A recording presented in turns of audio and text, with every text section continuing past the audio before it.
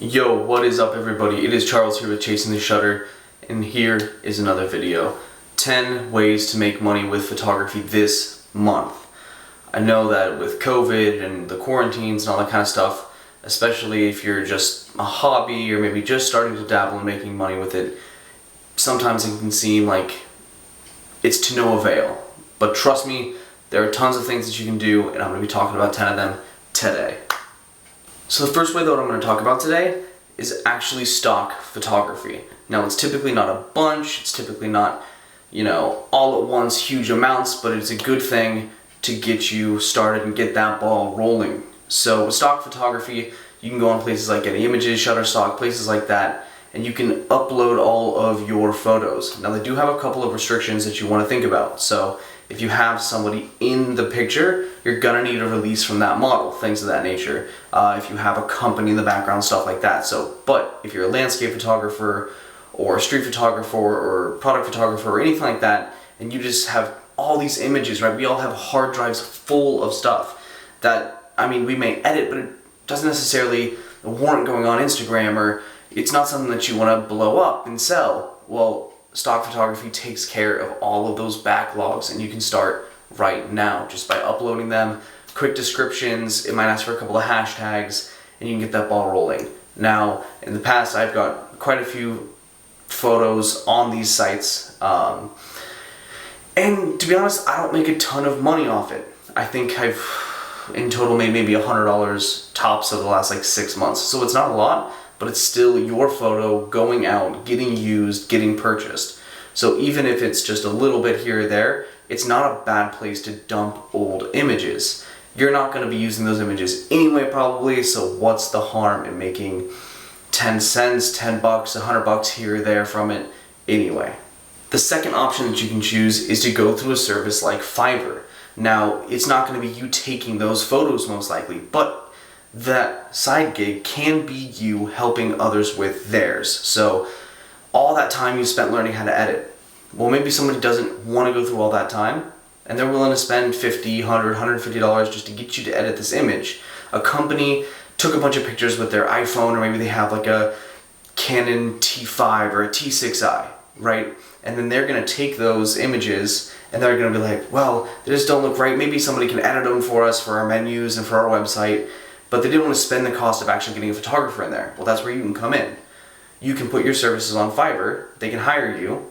All you do is edit their images really quick, and we all know maybe 10, 15, 20 images for a restaurant. It's probably going to take you no time at all, and you could have just made $150. So just in the time that I was explaining that, you could have already edited their photos, sent it on their way, $150 is yours.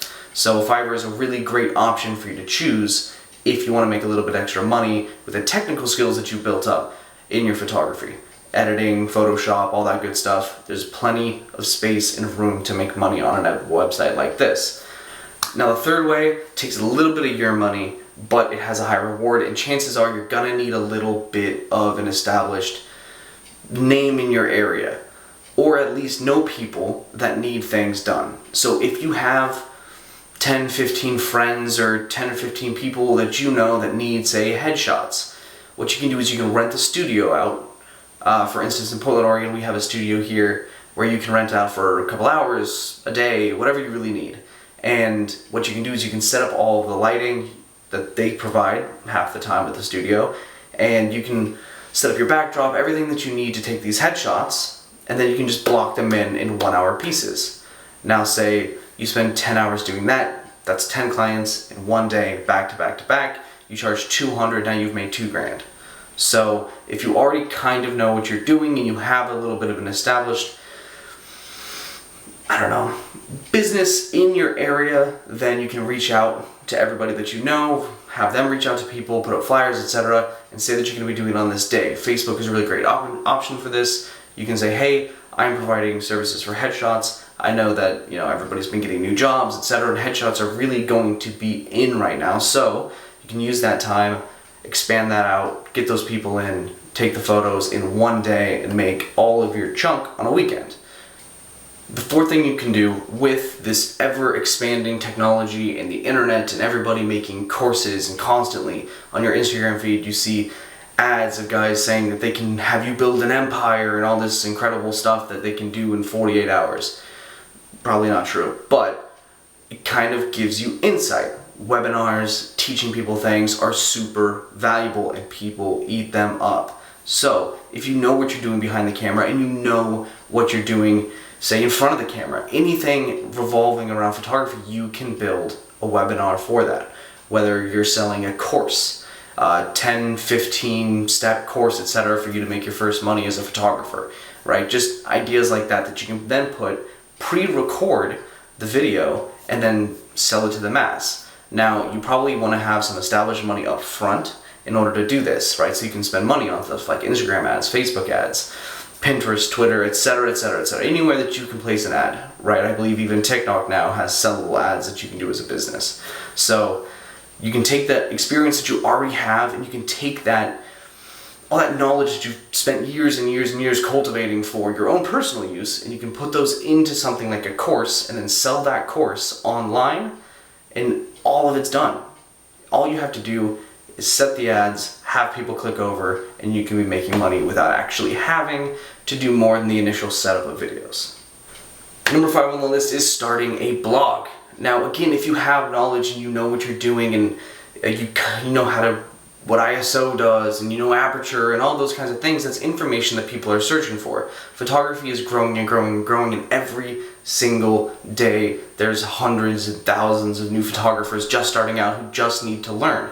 And maybe they don't have the money to go on and say, buy books on it, buy courses on it, stuff like that. They're still gonna need an outlet. And that outlet typically is Google.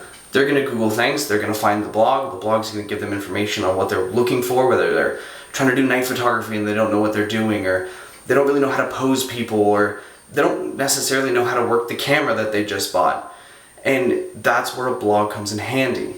The beautiful thing about a blog is advertising. Now, affiliate links are a great way to do this, whether you say, these are my top 5 ND filters, and you're talking about all of the ND filters and you're reviewing them.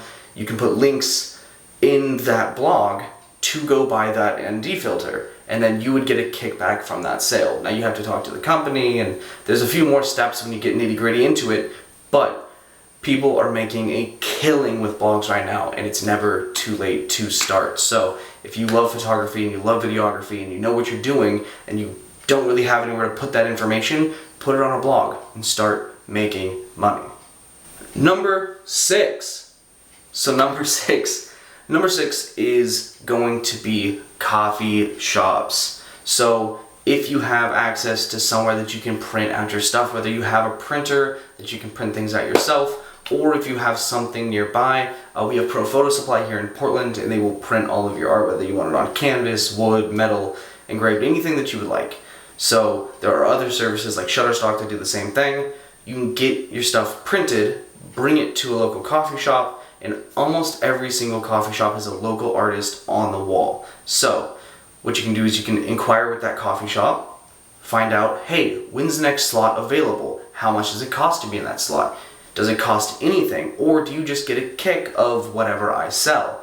And then you can put your art up in their establishments, and the people who come buy their coffee, they see what it is. It's got a little tag that says your name, your Instagram handle, your YouTube, whatever it is. And 1, it can just drive traffic, even if nobody buys, which is always a good thing. 2, if they buy, you make money. And it gets your art out. People will then go, oh, whoa, I've never seen this photographer before. I love his art. I love the way that he captured this woman drinking tea on the streets of Vienna, or whatever it may have been that you did with that art. You can then put that up. They'll see it. It'll drive traffic. Always a good thing. I know quite a few people that I follow on Instagram are people that I found in local coffee shops. So never a bad idea to look around. If you have that one spot that you go to every morning, say it's not a Starbucks, say you go to Insomnia, or just the local, there may be 2 or 3 in your town, go to them. Chances are they're also going to want to help small entrepreneurs, small business people like yourself, like me, like everybody around who wants to create art but doesn't really have an outlet for it, they're gonna wanna be that. It's not only a win for you, but it's a win for the coffee shop owner. They don't have to put art on their walls because you're doing it for them. And if they sell it, chances are they're gonna make a little kickback from it. And if not, just having it up on the wall, say they charge a fee for you displaying your stuff, they're gonna make money that way. 7. The 7th way to make money as a photographer this month is Etsy. Now, Etsy, you're like, they crochet hats and stuff, and that's what I think of personally when I think of Etsy, and I think of how my mother always buys different patterned rugs and stuff through Etsy and stuff like that. But Etsy is huge. So whether you print your stuff yourself or you outsource it to somebody like Shutterstock or a local print shop, doesn't matter. It's a great way with no money up front to make a little extra cash. Now, me and my wife have a friend who draws little tiny paintings that hang in a bathroom and stuff like that, and they do these adorable little caricatures and little tiny baby tapestries and little canvas arts and stuff like that, and she's doing incredibly well. And my sister does very similar. She's an artist, but she draws designs, then she puts those designs on mugs, pillowcases, bedding, couch pillows, whatever you want. And then she sells those. And so what she does is she then outsources that to somebody who makes the actual pillow with her art print on it, and then it sends directly to the customer. Now, that's very similar to what you can do with photography. So with photography, you take this beautiful landscape shot and you're like, wow, this is incredible. What could I do with this? I want it to hang over my bed. Well, probably somebody else feels the same way about your art. They just don't know who you are yet. So on Etsy, what you can do is you can get the pictures, put them up, say what it's gonna be, right? This is a canvas art print, 5x7. This is a tri-piece canvas wall art that's a 20x24, 26x38, and a 20x24 again. You know, those cute little changes. They're all over Instagram and Facebook ads and all that beautiful nonsense. But you can take those, put it on Etsy.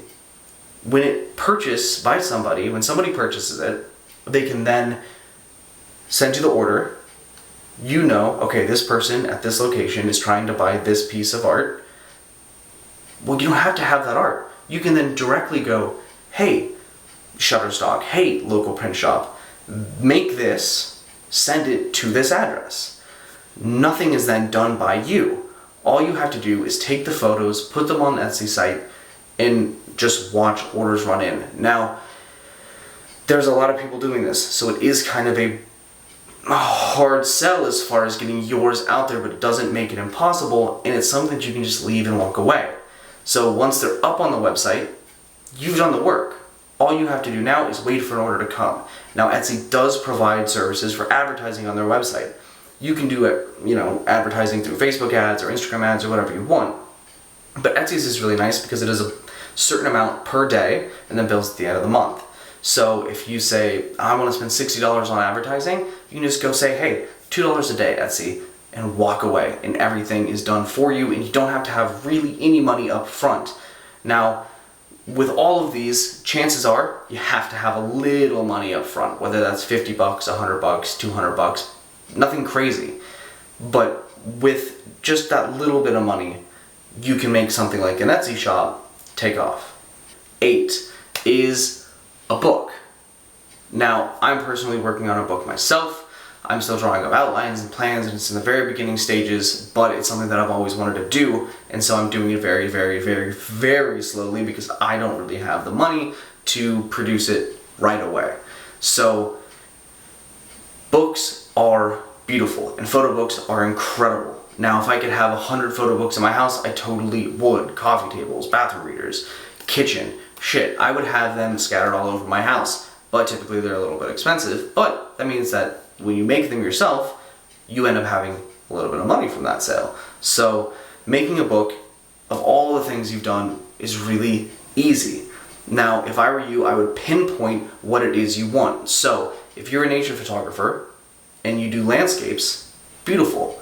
Now niche it down a little bit, because a landscape photographer may take ocean photos, mountain photos, cityscape photos, right? There's so many things that can encompass into that specific niche. So you have to sub-niche it in order to be successful with it. So if you love mountain photography, it is my favorite mountains, etc., etc., etc., and every single one is a different mountain.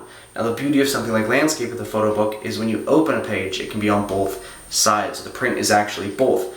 That gives it a different kind of style. Now, this one takes quite a bit more money up front. You need a publisher. You need to be able to format it. You need to be able to lay out everything in the way that you want it done, so it's gonna take a lot more work. But it is something that you can get started on right now, especially if you've been doing photography for a while and you have a background log of all of these wonderful photos that are just sitting there, not going anywhere. Sure, you post them on Instagram, your friends like them, and it's wonderful, but you can take that to the next level and start making money off of something tangible. So, a photo book, now it may be probably the hardest to actually get started, the hardest to finish, and the hardest to get out there, and it will take money up front, more significantly than anything else will. Not only is it a beautiful thing to have, but it's something that you're gonna never forget making.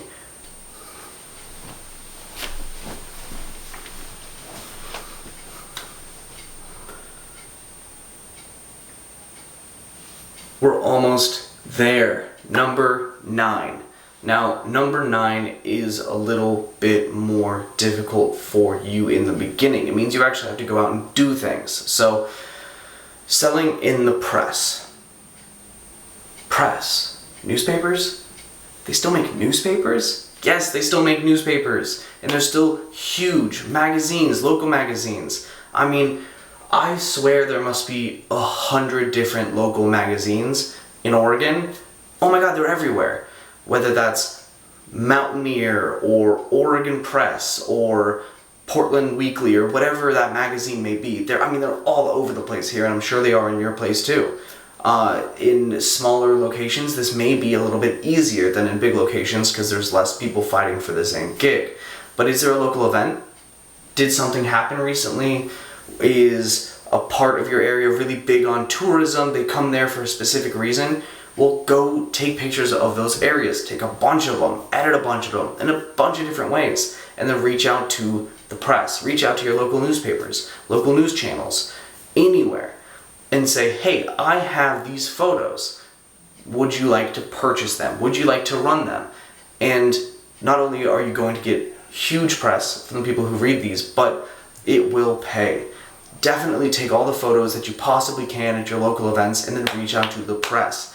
This is probably a little bit slower. It may not happen this month. Nothing may be going on. I know COVID is starting to lift a little bit in areas, and so we're starting to see a little bit more looseness when it comes to what you can do and what you can't do. But is a local bar going out of business? Is a local restaurant just starting up? You can take these pictures and approach the people themselves, which is going to lead directly into number 10, which is reaching out to companies. Now, when you're starting a business and you're starting photography and you want to make money out of it, nobody is going to know you, which means you have to reach out to them. Craft a good email. Call them. Walk in if that's a thing that you can do at the location and say, hey, I'm a photographer in the area. Here are some of the pictures that I've taken. I would love to be of service to you and help you take, if it's a restaurant, your menu to the next level. Your website to the next level is a really, really, really good one that a lot of people are going to bite. Especially a lot of companies, especially small businesses, they have somebody make that website for them. And if they didn't, then they're using something like Squarespace or something along those lines, which pretty much does everything for you, but they're not going to have the kind of photography that you can provide to them on their website. So reach out to your local places, businesses, restaurants, bars. Is there a new haberdashery shop? Whatever it may be, reach out, because no one's going to know who you are unless you let them know that you're there. Now, some of these may be harder than others. Some may be easier than the others. Some may take much longer than just a month. Some you may pop off in one day with it. There's going to be a range, and for every single person it's going to be a little bit different. But regardless of all 10 of these ways, the only way that you're going to make money with photography, and the only way you're going to see real progress with photography, is you go out and do it. If you actually work hard and put moves into motion. So if one of these stood out was like something that you may possibly be able to do, try it. What's the harm? You end up taking more pictures? Well, we're all in it to take more pictures anyway. So go out, reach for what you want. Photography is a beautiful, beautiful, beautiful community, and we all deserve a little piece of the pie, so why not try to grab some of yours? We'll see you next week. Chasing the Shutter.